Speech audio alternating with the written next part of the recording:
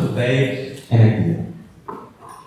This seemingly prosaic question might be a key to efficient, trouble-free, and successful thought expression. Communication is often defined as the transmission of a message from one mind to another. Probably your first association with it is simply language. Humanity has been working for centuries on establishing a common verbal communication before languages, as we know them today, emerged and developed. Communication is also often associated with the concept of body language, gesticulation, and eye contact. On the internet, there are a plethora of articles essentially the value of confident stance and engaged posture when giving a speech. And even to break this step, I was reminded that 60% of what you pay attention to are non-verbal aspects. At once, I'm sure you're acquainted with art as a form of idea transmission. Music, dance, theater, photography, painting, sculptures, literature. Recently, public opinion held many discussions on where's the line between art and an incoherent result of specific self-expression, on whether all the artistic pieces really possess any deeper meaning, and if so, how to interpret it. The extreme case would be an invisible material sculpture, captioned Your Song, created, I can say so, in 2021 by an Italian conceptual artist, Salvatore Garau, later sold at auction for 15,000 euros. Another great example would be the music era of free jazz, when musicians used to perform so-called collective improvisation, sometimes even without establishing a leading key or time signature. To be honest, quite unlistenable for the majority of people. There are multiple ways of expressing an infinite number of thoughts. What I want to focus on, however, is the most common, direct, and, in my opinion, accurate form of communication: language. And even more precisely, I would like to share with you my observation on how to maximize the chance that our interlocutor will get our point the way we understand. Just the opposite of what Salvatore Garau served the public with. Hard to assess in terms of features. Nevertheless, I will do it using the example of music, a field that has surprisingly much to do with language. Music in the form we know today, rhythmically arranged with certain determined harmonies, keys, tablature, and frequencies corresponding to particular sounds, hadn't been known before the late Renaissance and Baroque periods, when it went an overhaul. Italian aristocrats adored musical pioneers who experimented with new instruments, unknown to those their based chord progressions and polyphony. The progress of understanding, performing, and organizing music yielded the new terminology, which, due to the core musician's origin, primarily emerged in Italian. And up to these days, the expression coming from the capital of Renaissance poses a paramount role in music notation. I need to admit, I'm quite familiar with them. The term staccato, which means sharply separated notes, and legato, notes with smooth connection between them, were introduced to me at one of the very first piano lessons I attended at the age of 7. Similarly with piano, forte, crescendo, or other terms related to the tempo of a piece. Mind you, that all of these refer to the technical aspect of play. They regulate the way performers should touch the keys to achieve particular sound. Staccato, hit the note with a slight swing and carry your finger immediately after. Legato, hit every following note without lifting your fingers from the keys and straighten them to improve the smoothness of sound. Crescendo, gradually increase the volume of what you are playing, so in fact, hit every next note with a greater force. Andante, play the piece in such tempo so that the number of beats per minute is within the value 70, 100. All of these are imprecise, universal, and sophisticated, I would even say mathematical terms. There is no much space for subjective interpretation. The composers included them in their pieces to share the fundamental elements of it, without which the piece would not really be the same piece anymore.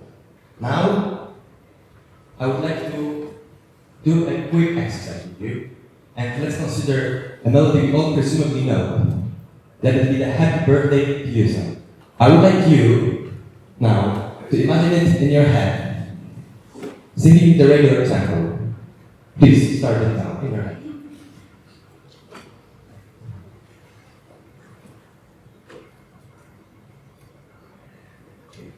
Thank you. Now try to do it once again, but this time, try to imagine it being performed andando, about twice as slow than usual. Yeah.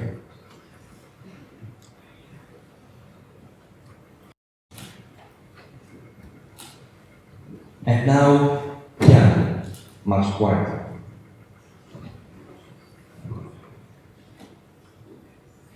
I reckon that the melodies made up in your imagination after each command were relatively similar. The prompts were clear and did not require from you any further reckoning. I'm not going to maintain this for too long though. As now, I would like you to think of it once again, but this time performed colossale, which means, in a way, suggesting intensity. Okay, this was too easy for you to try to do it second, or try it third, or even ardente, purely eagerly. By the way, don't do ardente, those are quite two separate terms.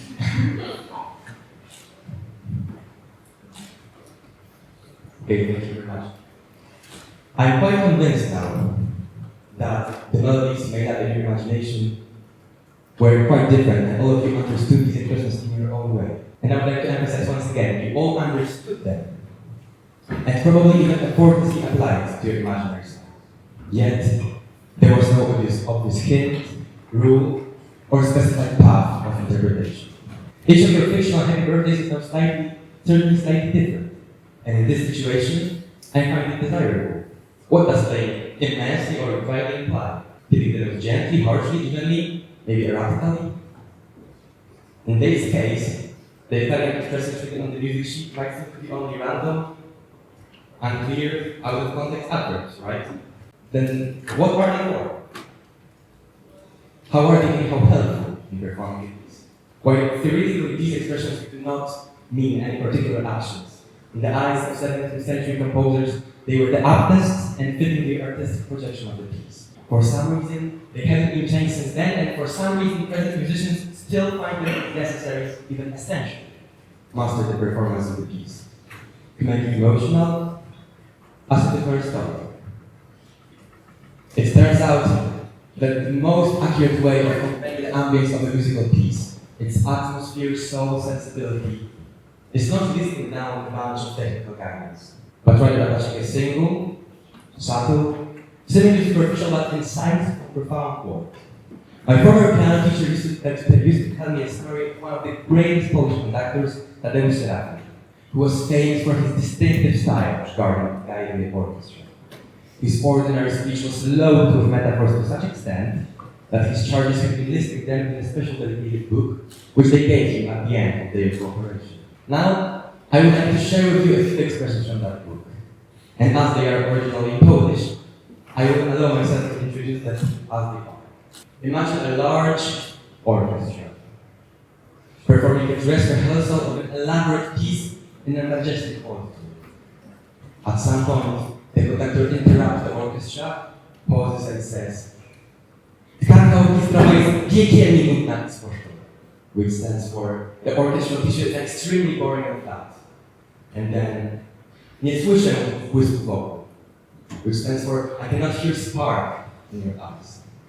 He finishes his speech with the words, "Gracie kompletnie niekompatybilnie wertykalnie," which means they're playing completely incompatibly vertically.